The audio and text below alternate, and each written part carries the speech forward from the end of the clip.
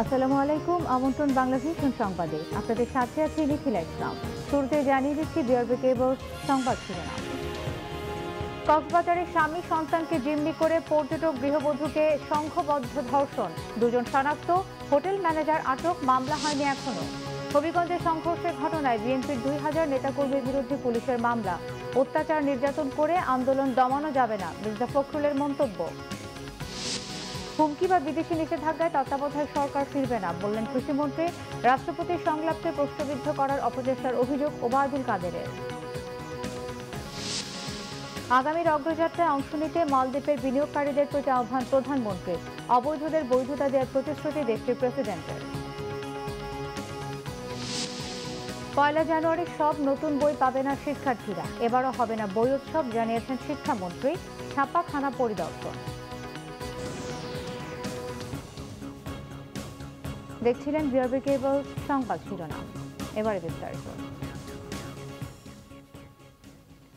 কক্সবাজারে বেড়াতে যাওয়া গৃহবধূর স্বামী সন্তানকে জিম্মি করে দল বেঁধে ধর্ষণে অভিযুক্ত দুজনকে শনাক্ত করেছে র্যাব। জিজ্ঞাসাবাদের জন্য আটক করা হয়েছে হোটেলের ম্যানেজারকে। তবে এই ঘটনায় এখনো মামলা হয়নি। মরশুদুর রহমান খোকনের রিপোর্ট। বুধবার কক্সবাজার সমুদ্র সৈকতে সপরিবারে বেড়াতে যাওয়া এক নারী পর্যটককে দল বেঁধে ধর্ষণ করে দুর্বৃত্তরা। বৃহস্পতিবার সকালে কক্সবাজার সদর হাসপাতালে ভুক্তভোগী ওই নারীর স্বাস্থ্য পরীক্ষা করা হয়। ভুক্তভোগী নারীর অভিযোগ, ঢাকা থেকে স্বামী সন্তান সহ কক্সবাজার বেড়াতে গিয়েছিলেন তারা। বুধবার বিকালে সৈকতের লাবণী পয়েন্টে বেড়াতে গেলে অপরিচিত এক যুবকের সাথে তার স্বামীর কথা কাটাকাটি হয়। এর জেরেই সন্ধ্যার পর পর্যটন গল্ফ মাঠের সামনে থেকে তার 8 মাসের সন্তান ও স্বামীকে সিএনজি চালিত অটোরিকশায় কয়েকজন তুলে নিয়ে যান। আরেকটি অটোরিকশায় তাকে তুলে নেয় 3 যুবক। পরে একটি ঝুপড়ি চায়ের দোকানের পেছনে নিয়ে তাকে ধর্ষণ করা হয়। পরে তাকে হোটেলে আটকে রেখে পালিয়ে যায় দুর্বৃত্তরা। 6টা 7টার দিকে ওরা আমাকে এখান থেকে নিচ্ছে। আর এই হোটেলে কমে বেশি গেল 10টা হবে, 9টা 10টা। আমার সাথে ধাক্কাধাক্কি হয়েছে, তো তখন আমরা যখন চেতে গেছি ওর এলাকার 2টা বন্ধুর সাথেও জর্গ হয়েছে। এই নিয়ে আরো বেশি চাচ্ছে যে আমার এলাকার পোলাখানের সাথে আমার ঝামেলা হয়েছে, আটকে রাখছে। হ্যাঁ, আমাকে এখানে আইসা যদি আমি এখানে চিল্লাপাল্লা করি, রুমে না উঠতে চাই, এটা তো একটা হোটেল, চিল্লাইলে অবশ্যই সবাই আসবে, সেই জন্য আমাকে এই হুমকিটা দিচ্ছে। মহিলাটাকে বাইকের পিছনে নিয়ে ফুলের সামনে থেকে চলে যায়। শোয়াত ছিলাম, এটা উজোর তুজোর ফুনি এরাই চাইতে হয়েছি দি তোমার এই বই এনে খাঁদের কথা একদম বিপদত ফুরি এর বাজে আয় কি আতাসি দি। 9টার পরে একজন ছেলে এবং মেয়ে হাফ-প্যান্ট পরে হোটেলের ফর্মালিটিস পূরণ করে রুমে উঠছিল। রুমে ওঠার পর 40 মিনিট পর ওরা দুজনে চেক আউট করে। আইনশৃঙ্খলা বাহিনী অর্থাৎ র্যাব এসে এটা তদন্ত করে আমাদের একজন স্টাফকে নিয়ে গেছে। কলাতলী এলাকার একটি রিসোর্ট থেকে র্যাব তাকে উদ্ধার করে। এ ঘটনায় অভিযুক্তদের মধ্যে দুজনকে শনাক্ত করা হয়েছে। তারা হলো শহরের বাহাতছড়া এলাকার আশিকুল ইসলাম ও আব্দুল জব্বার। ধর্ষকদের ধরতে অভিযান চলছে। তাকে হুমকি থামকি দেয় যে তার স্বামী এবং 8 মাসের সন্তান তাদের কবজায় আছে এবং ওই ভদ্রমহিলা তাদের কথা মতো কাজ না করলে পরে তার স্বামী সন্তানকে হত্যা করবে। এই হুমকি দিয়ে তাকে তারা উপর্যুপরি ধর্ষণ করে। আসামিদেরকে শনাক্ত করতে সক্ষম হয়েছে এবং এই ঘটনার প্রেক্ষিতে মামলা রুজু করা হচ্ছে, আইনানুগ ব্যবস্থা গ্রহণ করা হচ্ছে। আমরা আশা করছি যে আমরা আসামিদেরকে দ্রুত গ্রেফতার করতে সক্ষম হব। অপরাধীদের দৃষ্টান্তমূলক শাস্তির দাবি জানিয়েছেন কক্সবাজারবাসী। BanglaVision news desk. হবিগঞ্জে পুলিশ বিএনপি সংঘর্ষের ঘটনায় 65 জনের নাম উল্লেখ সহ অজ্ঞাত 1.5 থেকে 2000 জনের বিরুদ্ধে মামলা হয়েছে। আটক করা হয়েছে 10 জনকে। দলের সমবায় বিষয়ক সম্পাদক ও হবিগঞ্জ পৌরসভার সাবেক মেয়র জিকে গৌসকেও আসামি করা হয়েছে। হবিগঞ্জ সদর সার্কেলের অতিরিক্ত পুলিশ সুপার মাহফুজা আক্তার শিমুল এই তথ্য নিশ্চিত করেন। বৃহস্পতিবার সদর থানায় পুলিশ বাদী হয়ে মামলাটি দায়ের করে। শহরের শায়েস্তানগর এলাকা সহ জেলা বিএনপির কার্যালয় এবং গুরুত্বপূর্ণ স্থানে অতিরিক্ত পুলিশ মোতায়েন রয়েছে। এলাকা এখনও থমথমে। বুধবার সংঘর্ষের ঘটনায় আহত 3 ছাত্রদল নেতার অবস্থা এখনও শঙ্কামুক্ত নয় বলে জানিয়েছেন জেলা বিএনপির সিনিয়র যুগ্ম আহ্বায়ক জিকে গৌস।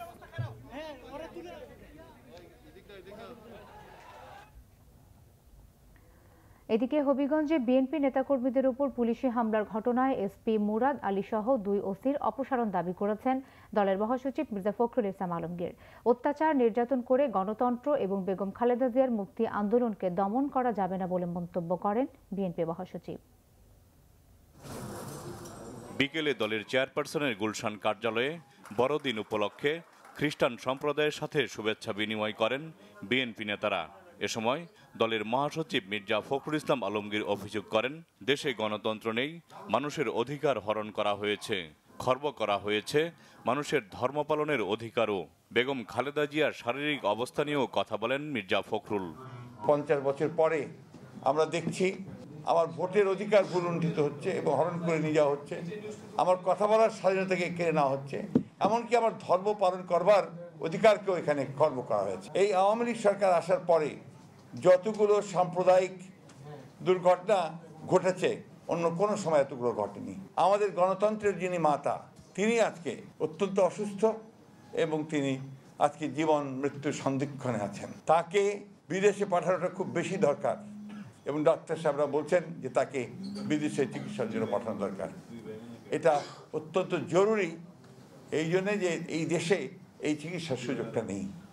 এর আগে সকালে সংবাদ সম্মেলনে বিএনপির মহাসচিব অভিযোগ করেন, বিনা উস্কানিতে বুধবার হবিগঞ্জের সমাবেশে নেতাকর্মীদের উপর নির্বিচারে লাঠিচার্জ গুলিবর্ষণ করেছে পুলিশ।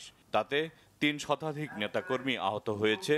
এর মধ্যে 10 জনের অবস্থা আশঙ্কাজনক, 1 জনের চোখ নষ্ট হয়ে গেছে। পুলিশে হামলার দায়ীদের বিচারের দাবি জানান মির্জা ফখরুল। এই প্রোগ্রামগুলো এগুলো একেবারেই আপনার শান্তিপূর্ণ প্রোগ্রাম। এখন পর্যন্ত কোনো প্রোগ্রামে কোনো শান্তি ব্যাহত হয়নি, অন্তত বিএনপির দিক থেকে হয়নি। একটা কথা খুব স্পষ্ট করে বলতে চাই যে এইভাবে দমন পীড়ন করে সবচেয়ে বড় যে দাবি নিয়ে এখন আন্দোলন আমরা করছি, যে দেশনেত্রী বেগম খালেদা জিয়ার মুক্তি এবং তার যে অসুস্থ তাকে বিদেশে পাঠানোর জন্য দাবিতে আমরা যে আন্দোলন করছি, সেই আন্দোলনকে কখনোই আপনার দমন করা যাবে না। আমরা অবিলম্বে SP Murad Ali, OC Nazbul Hasan, OC Masuk Ali হবিগঞ্জের তাদের অপসারণ দাবি করছি এবং একই সঙ্গে একটা নিরপেক্ষ তদন্তের মাধ্যমে তাদেরকে বিচারের আওতায় আনার দাবি করছি। হবিগঞ্জে পুলিশি হামলার প্রতিবাদে 24 ডিসেম্বর সিলেট বিভাগের থানায় থানায় এবং 25 ডিসেম্বর সিলেট বিভাগের জেলা সদরে বিক্ষোভ কর্মসূচির ঘোষণা দেন বিএনপির মহাসচিব। জাহাঙ্গীর আকন্দ, বাংলা ভিশন, ঢাকা। কৃষিমন্ত্রী ডক্টর আব্দুর রাজ্জাক বলেছেন, যতই হুমকি দেয়া হোক দেশে আর তত্ত্বাবধায়ক সরকার হবে না। সকালে বাংলাদেশ পরমাণু কৃষি গবেষণা ইনস্টিটিউটের কনফারেন্স রুমে সংবাদ সম্মেলনে তিনি এই কথা বলেন। বিদেশিদের নিষেধাজ্ঞাও কোনো কাজে আসবে না বলে মন্তব্য করেন মন্ত্রী। যারাই হুমকি দেখ না কেন, তত্ত্বাবধায়ক সরকার এদেশে হবে না। এদেশে সুন্দর সুষ্ঠু নির্বাচন হবে এবং বিদেশি স্যাংশন, বিদেশিদের হুমকি দিয়েও কোনো লাভ হবে না। আমরা দেশটাকে সামনের দিকে এগিয়ে নিয়ে যেতে চাই। কেউ আমাদের পা টেনে ধরলে আমাদেরকে পিছাতে পারবে না। এদিকে আওয়ামী লীগের সাধারণ সম্পাদক ওবায়দুল কাদের বলেছেন, রাষ্ট্রপতির সংলাপকে প্রশ্নবিদ্ধ করতে অপচেষ্টা চালাচ্ছে বিএনপি। আজ এক বিবৃতিতে আওয়ামী লীগের সাধারণ সম্পাদক বলেন, রাষ্ট্রপতির সাথে রাজনৈতিক দলগুলোর সংলাপের মাধ্যমে একটি নিরপেক্ষ ও শক্তিশালী নির্বাচন কমিশন গঠনের সাংবিধানিক ও গণতান্ত্রিক প্রক্রিয়া শুরু হয়েছে। এই উদ্যোগে প্রশ্নবিদ্ধ করার মাধ্যমে সরকারের বিরুদ্ধে চিরাচরিতভাবে বিষোদ্গার করে চলেছেন বিএনপি নেতারা। নিরপেক্ষ সরকার না থাকলে সুষ্ঠু নির্বাচন হয় না।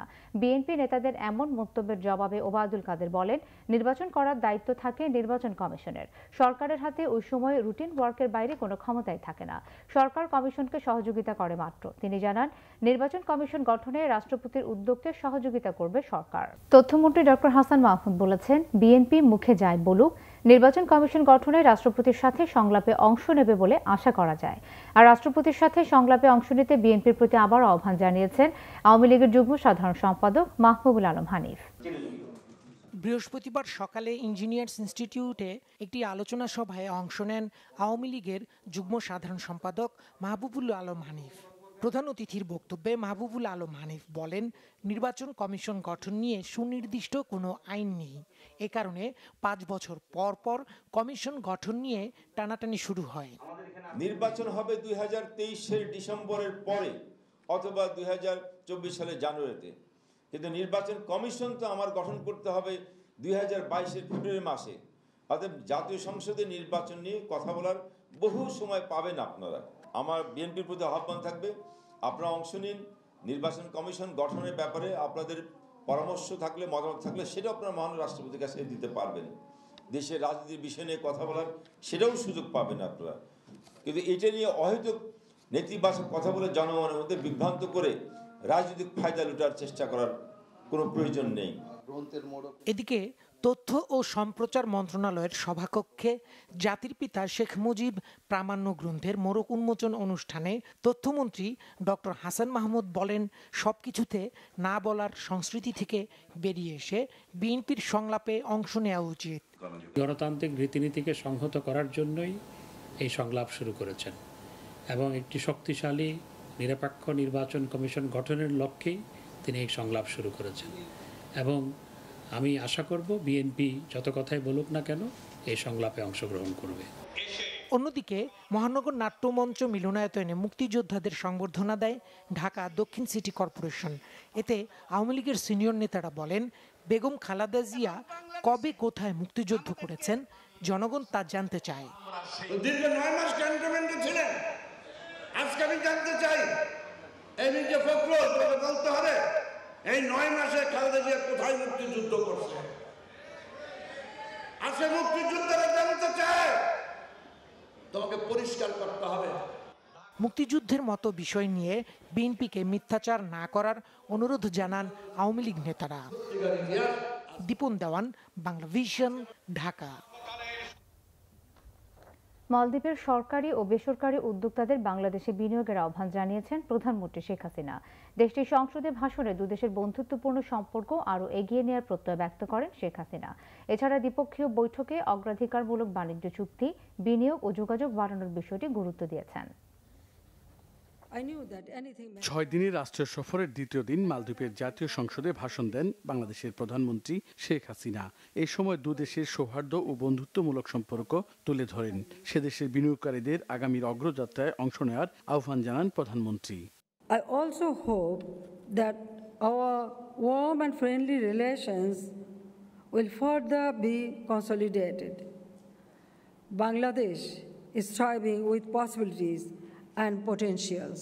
I call upon both the government and private sector of the Maldives to be a partner in the development journey in the next 50 years for mutual benefit. এর আগে মালদ্বীপের প্রেসিডেন্ট কার্যালয়ে দ্বিপক্ষীয় বৈঠক হয় দুই দেশের সরকার প্রধানের। পরে এক যৌথ বিবৃতিতে শেখ হাসিনা জানিয়েছেন, বৈঠকে তিনি দু দেশের মধ্যে অগ্রাধিকারমূলক বাণিজ্য পিটিএ করার উপর জোর দিয়েছেন। By our government to the Maldives government as a goodwill, strengthen our bilateral cooperation, especially in health, education, human resource development, youth and sports, fisheries and agriculture. It is a matter of great satisfaction that Bangladesh accepted the Maldives proposal for recruiting health professionals from Bangladesh vis-a-vis.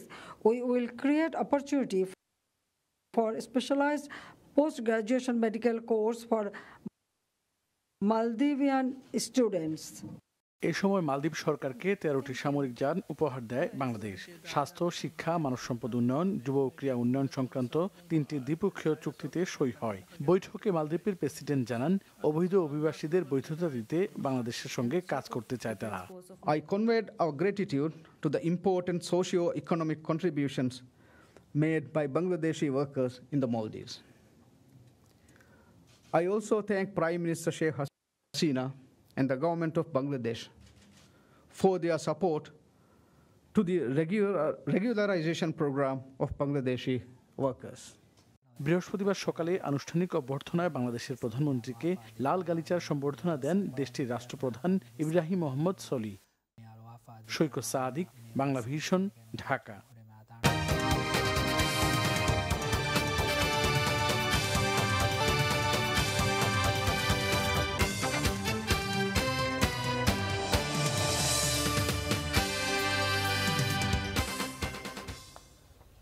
Union পরিষদ নির্বাচনে অন্তর্দ্বন্দ্ব, অতিকথন সহ নানান challenge মোকাবেলা করে বিদায় বছর পার করেছে দেশের সবচেয়ে প্রাচীন দল আওয়ামী লীগ।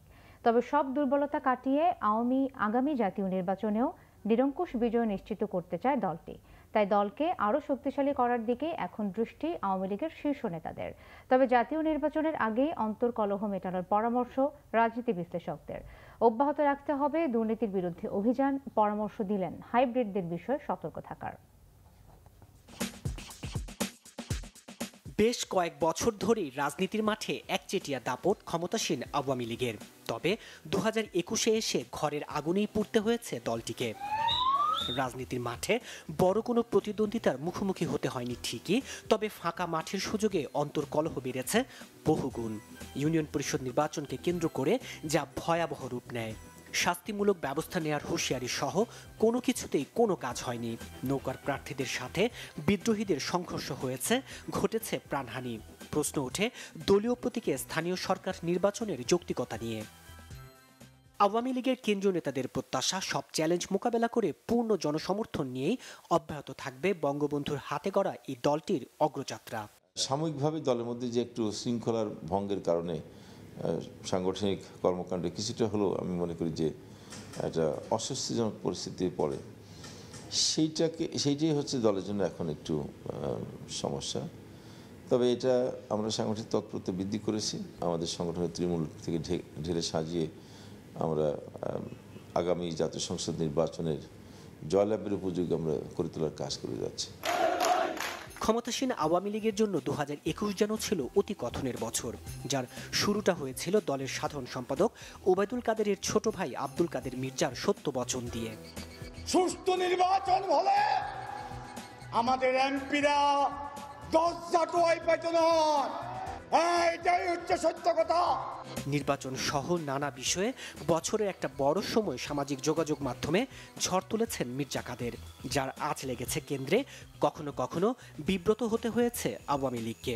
অশালীন মন্তব্যের জেরে বছরের শেষে এসে প্রতিমন্ত্রীর পদ হারাতে হয়েছে জামালপুরের সংসদ সদস্য ডাক্তার মুরাদ হাসানকে। ব্যক্তিগত কারণ দেখিয়ে 7 ডিসেম্বর পদত্যাগ করেন নানান মাধ্যমে অসৌজন্যমূলক বক্তব্য দেয়া ডাক্তার মুরাদ। বঙ্গবন্ধু ও মুক্তিযুদ্ধের শহীদদের নিয়ে বিতর্কিত মন্তব্যের জন্য 19 নভেম্বর দল থেকে বহিষ্কার করা হয় গাজীপুর সিটির মেয়র জাহাঙ্গীর আলমকে। পরে মেয়র পদ থেকেও বরখাস্ত করা হয় তাকে। আলোচিত ছিল ঢাকা দক্ষিণের বর্তমান মেয়র শেখ ফজলে তাপস ও সাবেক মেয়র সাইদ খোকনের বিরোধের খবর। ব্যারিস্টার ফজলে তাপস নিজ মালিকানাধীন ব্যাংকে সিটি কর্পোরেশনের শত শত কোটি টাকা স্থানান্তর করেছেন, তার আর এ পদে থাকার যোগ্যতা নেই এমন অভিযোগ করেন সাইদ খোকন। এমন মন্তব্য মানহানিকর উল্লেখ করে আইনি ব্যবস্থার হুঁশিয়ারি উচ্চারণ করেন শেখ ফজলে তাপস। মেয়র তাপস মেয়র পদে থাকার যোগ্যতা হারিয়েছে। তার আক্রোশের বশবর্তী হয়ে তিনি এই বিষয়গুলো তুলে ধরছেন। অবশ্যই মানহানিকর বক্তব্য তিনি দিয়েছেন। আমি অবাক হয়েছি তার বক্তব্য শুনে। বারবার শুধু আমার উপরেই কেন কেন? বিশিষ্ট জনদের দৃষ্টিতে আওয়ামী লীগে অন্তর্দ্বন্দ্ব দুঃখজনক। দীর্ঘদিন ক্ষমতায় থাকার সুযোগ নিতে চাইবে অনেকেই, তাই এ ব্যাপারে সতর্ক থাকার পরামর্শ তাদের। 2023 সালের সাধারণ নির্বাচন ফেস করতে হলে আওয়ামী লীগকে ভালো ফলাফল নিয়ে আসতে দেখতে চাই, তাহলে তাদের নিজেদের যে দলীয় কন্দল সেগুলো মেটানো, বিশেষ করে অন্তর্দ্বন্দ্বটা মেটানো, এটা দরকার আছে। দুর্নীতির বিরুদ্ধে একটা শক্ত অভিযান পরিচালিত হবে এবং সেই অভিযানে দুর্নীতিকে যতদূর পারা যায় দমন করার প্রচেষ্টা অব্যাহত রাখতে হবে। বছরের শেষে এসে দলের প্রেসিডেন্ট সদস্য হিসেবে অন্তর্ভুক্ত হন মোফাজ্জল হোসেন চৌধুরী মায়া, অ্যাডভোকেট কামরুল ইসলাম ও AHM খায়রুজ্জামান লিটন। বিজয়ের সুবর্ণ জয়ন্তী ও মুজিব বর্ষে বর্ণাঢ্য বিজয় শোভাযাত্রার পাশাপাশি দিবসভিত্তিক নানা কর্মসূচিতে ব্যস্ত সময় পার করে ক্ষমতাসীন আওয়ামী লীগ। বঙ্গবন্ধু কন্যা শেখ হাসিনার নেতৃত্বে দেশকে এগিয়ে নিতে দৃঢ় প্রত্যয়ী নেতাকর্মীরা। তাইমুর রশিদ, বাংলা ভিশন, ঢাকা। নতুন বছরের প্রথম দিন শিক্ষার্থীরা সব নতুন বই পাবে না বলে জানিয়েছেন শিক্ষামন্ত্রী ডাক্তার দীপুমণি। যে কয়টি বই বাকি থাকবে সেগুলো জানুয়ারির প্রথম সপ্তাহের মধ্যে দেওয়া হবে বলেও জানিয়েছেন তিনি। রাজধানীর মাতুয়াইলে ছাপাখানা পরিদর্শনের সময় এসব কথা বলেন শিক্ষামন্ত্রী। তিনি বলেন, নতুন বছরের 95% বই তৈরি হয়ে গেছে, সেগুলো স্কুল পর্যায়ে পৌঁছে দেওয়া হচ্ছে। বাকি 5% বই জানুয়ারির প্রথম সপ্তাহে পৌঁছে দেওয়া হবে। দীপুমণি বলেন, এ পর্যন্ত প্রাথমিকে প্রায় সব বই জেলা পর্যায়ে পৌঁছে যাচ্ছে। মাধ্যমিকের 21 কোটি বই বাঁধাই হয়ে গেছে, বাকি 17 কোটির বেশি বই সরবরাহ করা হয়েছে। আগামী 3-4 দিনের মধ্যে সব বই বাঁধাই কাজ শেষ হবে। তবে কোথাও কোনো ত্রুটি পাওয়া গেলে সেসব বই বাতিল করে দেওয়া হচ্ছে বলে জানান শিক্ষামন্ত্রী। 1 তারিখে তো আমরা সবাইকে দিতে পারবো না, স্বাস্থ্যবিধির কারণে দিতে পারবো, কিন্তু আমাদের বই 31শে ডিসেম্বরের মধ্যে আমাদের 95%-এর বেশি বই আমাদের 1 তারিখের আগে 31শে ডিসেম্বর স্কুলে পৌঁছে যাবে আমাদের বই। বাকি যে 4 থেকে 5% সেইটাও 7 তারিখের মধ্যে পৌঁছে যাবে। এবং আমরা যেভাবে যেই শিডিউলের শিক্ষার্থীদেরকে দেয়া হবে তাতে যার যখন পাবার একদম ঠিক সময় মতো সবাই পেয়ে যাবে, কেউ দেরিতে পাবে না। যদি কেউ মান নিয়ে কার্যাদেশ পাবার পরে যদি কোনো দুর্নীতি করে, যদি মান খারাপ দেয়, তাহলে তাদের বিরুদ্ধে নিশ্চয়ই আমরা ব্যবস্থা নেব, আগেও নিয়েছি। গেল একদিনে দেশে করোনায় আক্রান্তের সংখ্যা ও হার দুটোই বেড়েছে। সবচেয়ে বেশি শনাক্ত ঢাকায়, এরপর চট্টগ্রামে। প্রাণ হারিয়েছেন আরও 2 জন। বৃহস্পতিবার স্বাস্থ্য অধিদপ্তর থেকে পাঠানো বিজ্ঞপ্তিতে এসব তথ্য জানানো হয়। এতে বলা হয়, আগের দিনের তুলনায় শনাক্তের সংখ্যা 50 বেড়ে দাঁড়িয়েছে 382 জনে। এর মধ্যে 335 জনই ঢাকার বাসিন্দা। দ্বিতীয় অবস্থানে থাকা চট্টগ্রাম বিভাগে আক্রান্ত 18 জন। এছাড়া খুলনায় 10 জন, রাজশাহীতে 7 জন, সিলেটে 5 জন, ময়মনসিংহে 4 জন এবং রংপুরে 3 জন শনাক্ত হয়েছেন। বরিশালে নতুন করে কোনো শনাক্ত নেই। মৃত 2 জনের মধ্যে একজন চট্টগ্রাম ও একজন খুলনার বাসিন্দা ছিলেন। ভাইরাসটিতে আক্রান্ত হয়ে দেশে মোট মৃত্যুর সংখ্যা 28,054 জন। সারা দেশে এই পর্যন্ত 15,82,368 জন করোনায় আক্রান্ত হয়েছেন। পরীক্ষা বিবেচনায় শনাক্তের হার 1.95 আর সুস্থ 97.74%। মৃতের হার 1.77%।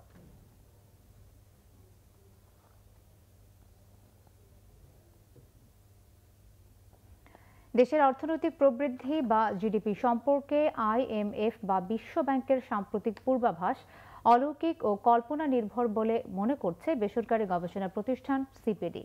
তাদের দাবি, অর্থনীতির বেশিরভাগ সূচকের প্রকৃত তথ্য জনসম্মুখে নেই। নিত্য প্রয়োজনীয় পণ্যের উচ্চ মূল্যে উদ্বিগ্ন সিপিডির গবেষকরা জানিয়েছেন, ব্যাংক ঋণ নির্ভর প্রণোদনা প্যাকেজের কারণে অর্থনৈতিক পুনরুদ্ধার টেকসই হচ্ছে না। গরিব মানুষ ও ক্ষুদ্র উদ্যোক্তাদের জন্য সম্প্রসারণমূলক আর্থিক নীতি তৈরির তাগিদ দিয়েছে সিপিডি। করোনা মহামারীর মধ্যেও রপ্তানি খাতে প্রবৃদ্ধি হয়েছে প্রায় 25%। লক্ষ্যমাত্রা অর্জন কষ্টসাধ্য হলেও রাজস্ব আয়ের অর্জন ইতিবাচক, কিন্তু 21% নিম্নমুখী রেমিট্যান্স আর সঞ্চয়পত্র বিক্রি কমে যাওয়ায় কিছুটা চাপে অর্থনীতি। সবচেয়ে বেশি উদ্বেগ ছড়াচ্ছে নিত্যপণ্যের উচ্চমূল্য। নিত্য প্রয়োজনীয় পণ্যের দাম বাড়ার কারণে কিন্তু অনেকের জীবনযাত্রার মানের উপরে একটা নেতিবাচক প্রভাব পড়ছে। কোনো পণ্যের মূল্যস্ফীতি 20%, 15%, 20%, 25%। দেশের অর্থনীতির অন্তর্বর্তীকালীন প্রথম পর্যালোচনায় সিপিডি জানায়, মহামারীর দুঃসময়েও স্বাস্থ্য খাতে এডিপির মাত্র 6.4% অর্থ খরচ দুঃখজনক। তারা বলছেন, নীতিগত দুর্বলতায় প্রণোদনার অর্থ সরাসরি পাননি ক্ষতিগ্রস্তরা। এ কারণে টেকসই হচ্ছে না অর্থনীতির পুনরুদ্ধার। সরকারের এই মুহূর্তে যখন আমরা কোভিড থেকে একটা টেকসই পুনরুদ্ধারের কথা বলছি, তখন কিন্তু আমরা বলছি যে একটা সম্প্রসারণমূলক আর্থিক নীতিমালার প্রয়োজন রয়েছে। বিশেষ করে দরিদ্রদেরকে প্রত্যক্ষ সহায়তা দেওয়া যায়। এই মধ্যমেয়াদী চ্যালেঞ্জটা আমাদের কিন্তু পলিসি মেকারদেরকে বুঝতে হবে। যেটা বললাম যে সার গ্যাসের এখন দামের প্রশ্নটা চলে আসবে, যেহেতু আন্তর্জাতিক বাজারে প্রায় ডাবল হয়ে গেছে সারের দাম। ধরেন সিপিডি বলছে, তথ্যের ঘাটতির কারণে চাইলেও অর্থনৈতিক প্রবৃদ্ধির পূর্বাভাস তারা দিতে পারছেন না। স্বাভাবিকভাবেই তখন প্রশ্ন ওঠে, কোন তথ্যের ভিত্তিতে 6.5% প্রবৃদ্ধির তথ্য দিল IMF বা বিশ্বব্যাংক? কিসের ভিত্তিতে করবেন বলেন? এখন হয়তো অনেকের ক্ষমতা আছে, তারা অলৌকিকভাবে করেন, অথবা ওনাদের কাছে তথ্য আছে যেটা আমাদের কাছে নাই, সেটা তারা করতে পারেন, অথবা আন্দাজে বলতে পারেন, অন্য প্রক্রিয়া আছে। 2020-21 কি অ্যাকচুয়াল জিডিপি গ্রোথ রেট আছে? নাই তো, ওইটা তো প্রভিশন। তো ওই আন্দাজের উপর ভিত্তি করে আরেকটা আন্দাজ হচ্ছে। বাস্তবসম্মত নীতি তৈরিতে সঠিক তথ্যপত্র সংগ্রহ এবং ধান চাল সহ অন্য ভোগ্য পণ্যের চাহিদা ও উৎপাদন চিত্র পুঙ্খানুপুঙ্খ করার তাগিদ দেন সিপিডির গবেষকরা। জিয়াউল হক সবুজ, বাংলা ভিশন, ঢাকা। বিজয় দিবসের অনুষ্ঠানে শিক্ষা কর্মকর্তাকে লাঞ্ছিত করার ঘটনায় জামালপুর দিয়ানগঞ্জের সদ্য বরখাস্তকৃত মেয়র শাহনওয়াজ শাহিন শাহকে গ্রেফতার করেছে র্যাব। বৃহস্পতিবার সকালে রাজধানী উত্তরার একটি আবাসিক হোটেল থেকে তাকে গ্রেফতার করা হয়। জব্দ করা হয় ইয়াবা, ফেন্সিডিল সহ বিভিন্ন ধরনের মাদক। গেল 22 ডিসেম্বর হোটেলটিতে ওঠেন শাহিন শাহ। র্যাবের আইন ও গণমাধ্যম শাখার পরিচালক কমান্ডার খন্দকার আল মঈন জানান, মামলা হওয়ার পর থেকে শাহিন শাহকে খুঁজছিলেন তারা। গ্রেফতারকৃতদের বিরুদ্ধে আরও 5টি মামলা রয়েছে। ঘটনার পর থেকে আত্মগোপনে থেকে শাহিন শাহ দলের বিভিন্ন নেতার কাছে তদবির করলেও কোথাও থেকে ইতিবাচক সাড়া পাননি। সে নিয়মিত মাদক সেবন করে থাকে, তাকে যে মাদক নিয়মিত দিয়ে থাকে তার সম্পর্কে আমরা তথ্য পেয়েছি। তার ব্যাপারে আমাদের অভিযান চলমান থাকবে। যেই মাদক তার কাছে আমরা পেয়েছি সেটা মূলত তার নিজের ব্যক্তিগত সেবনের মাদকই পেয়েছি এবং সে ঢাকায় এসেছে, যেটা আমরা বলেছি। সে বিভিন্নভাবে নিজেকে সেভ করার একটি অপপ্রয়াস তার মধ্যে ছিল এবং সে আত্মগোপনের জন্য ঢাকাটি বেছে নিয়েছিল। পিরোজপুরের মঠবাড়িয়ায় নির্বাচনী সহিংসতায় নৌকা প্রতীকের চেয়ারম্যান প্রার্থীর এক কর্মীর 2 হাতের কবজি কেটেছে প্রতিপক্ষ। উপজেলার সাফা ইউনিয়নে বুধবার রাতে হামলার ঘটনাটি ঘটে। পুলিশ জানায়, গুরুতর আহত অবস্থায় বিপ্লব ব্যাপারীকে উদ্ধার করে মঠবাড়িয়া উপজেলা স্বাস্থ্য কমপ্লেক্সে ভর্তি করা হয়। পরে তাকে উন্নত চিকিৎসার জন্য বরিশাল শেরেবাংলা মেডিকেল কলেজ হাসপাতালে পাঠানো হয়। চিকিৎসকরা জানিয়েছেন তার 2 হাতের কবজি কেটে ফেলতে হতে পারে। স্থানীয়রা জানায়, বুধবার রাতে ওই ইউনিয়নের নৌকা প্রতীকের চেয়ারম্যান প্রার্থী হারুন তালুকদারের নির্বাচনী সভা শেষে প্রচারণায় নামেন কর্মী সমর্থকরা। এ সময় ফুলঝুরির পাতাকাটা এলাকায় প্রতিপক্ষ তাদের উপর হামলা চালায়। এলোপাথারি কোপানো হয় চেয়ারম্যান প্রার্থী হারুন তালুকদারের কর্মী বিপ্লব ব্যাপারীকে। রাজুকের রন্ধে রন্ধে অদৃশ্য দালালে ছেয়ে গেছে বলে মন্তব্য করেছেন সংস্থাটির চেয়ারম্যান ABM আমিনুল্লাহ নুরি। 5 দিনব্যাপী আয়োজিত রিহাব ফেয়ারের উদ্বোধনী অনুষ্ঠানে তিনি এসব কথা বলেন। এ সময় ড্যাপের খসড়া নিয়ে শঙ্কা প্রকাশ করেন রিহাবের সভাপতি। আলোচনার মাধ্যমে সমাধান সম্ভব বলে জানান বাণিজ্য মন্ত্রী। ছিমছাম নিরিবিলি পরিপাটি আবাসন কার না পছন্দ। স্বপ্নের ঠিকানা গড়তে তাই গ্রাহক ও সেবাদাতাদের এক প্ল্যাটফর্মে নিয়ে এসেছে আবাসন ব্যবসা প্রতিষ্ঠানের শীর্ষ সংগঠন রিহ্যাব। রাজধানীর বঙ্গবন্ধু আন্তর্জাতিক সম্মেলন কেন্দ্রে আয়োজিত মেলায় আবাসন প্রত্যাশীদের ভিড় ছিল চোখে পড়ার মতো। মেলা উপলক্ষে গ্রাহকদের লোন প্রসেসিং ফ্রি সহ দেওয়া হচ্ছে নানা ছাড়। প্ল্যান আছে যে একটু বাড়ি বা ফ্ল্যাটের নিজেদের জন্য জায়গা করার, তো ঘুরে একটু আমি আইডিয়া নিতে চাচ্ছি যে সেটা পসিবল কি না। শুধু এই মেলার জন্য আমরা 7.99 দিচ্ছি রেট অফ ইন্টারেস্ট। আমাদের একটা প্রসেসিং ফি থাকে লোন প্রসেস করার জন্য, এটা আমরা কোনো প্রসেসিং ফি নিচ্ছি না। এর আগে মেলার উদ্বোধন উপলক্ষে আয়োজিত অনুষ্ঠানে যোগ দেন আবাসন সংশ্লিষ্ট ও ব্যবসায়ী নেতারা। বলেন, সাধারণ গ্রাহকদের কাল হয়ে দাঁড়াবে ড্যাপের নতুন প্ল্যান। রাজুকের অদৃশ্য দালাল দূর করতে পদক্ষেপ নেওয়া হয়েছে বলে জানান সংস্থাটির চেয়ারম্যান। আমরা ড্যাবের বিরুদ্ধে না, অবশ্যই আমরা সরকারকে সমর্থন করি এবং সমর্থন করে যাব, কিন্তু এমন কিছু করবেন না যা করলে আমাদের ব্যবসা বন্ধ হয়ে যায়। অসংখ্য অদৃশ্য দেওয়াল আমার চারপাশে ঘিরে রেখেছে, আপনারা আমার কাছে আসতে পারেন না। অনুরোধ করবো, দেওয়াল ছিদ্র করে দালাল ছিদ্র করে আমার কাছে রাজুকে আসবেন, আমরা আপনাদের সহায়তায় প্রস্তুত। 101টি স্পেশাল ইকোনমিক জোন হচ্ছে, এখানে একটা জোন হাউজিং এর জন্য রাখা উচিত এবং রিহ্যাব তাদেরকে এই সকল জায়গায় অংশগ্রহণ করা উচিত। আলোচনার মাধ্যমে ড্যাব সমস্যার সমাধানের আশ্বাস দেন বাণিজ্য মন্ত্রী। কখনো কখনো দু একটা কথা শুনি, কেউ টাকা পয়সা দিয়ে তারা পাচ্ছেন না, তারা ক্ষতিগ্রস্ত হচ্ছেন, প্রতারিত হচ্ছেন। এমনটা যেন না হয়। মানুষ অনেক সময় দেখা যায় তার সব সম্পত্তি বিক্রি করে, সব কিছু সোনা দানা বিক্রি করে বড়ির বউরা একটা বাড়ি করার স্বপ্নের জন্য কোথাও কোথাও টাকা পয়সা দেয়। 5 দিনব্যাপী আয়োজিত এবারের মেলায় 13টি অর্থলগ্নিকারী প্রতিষ্ঠান সহ অংশ নিচ্ছে 220টি স্টল। মামুন আব্দুল্লাহ, বাংলাভিশন, ঢাকা। সংবাদ শেষ করব বিআরবি কেবল শিরোনামগুলো আরো একবার জানিয়ে।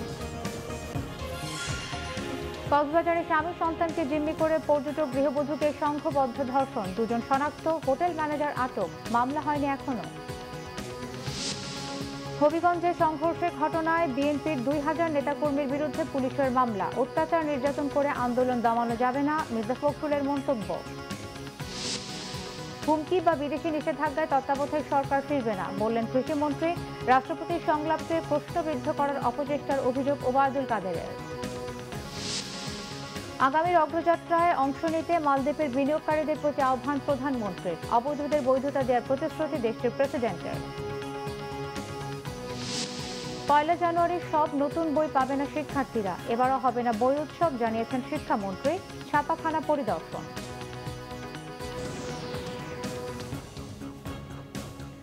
এই ছিল এখনকার মতো, পরের সংবাদ রাত 10:30টায় দেখার আমন্ত্রণ রইল। এছাড়াও বাংলা ভিশন সংবাদে সংবাদ সংশ্লিষ্ট অনুষ্ঠান দেখতে ভিজিট করুন www.bbnews24.com ও facebook.com/banglavisionnews এবং সাবস্ক্রাইব করুন youtube.com/banglavisionnews। ধন্যবাদ।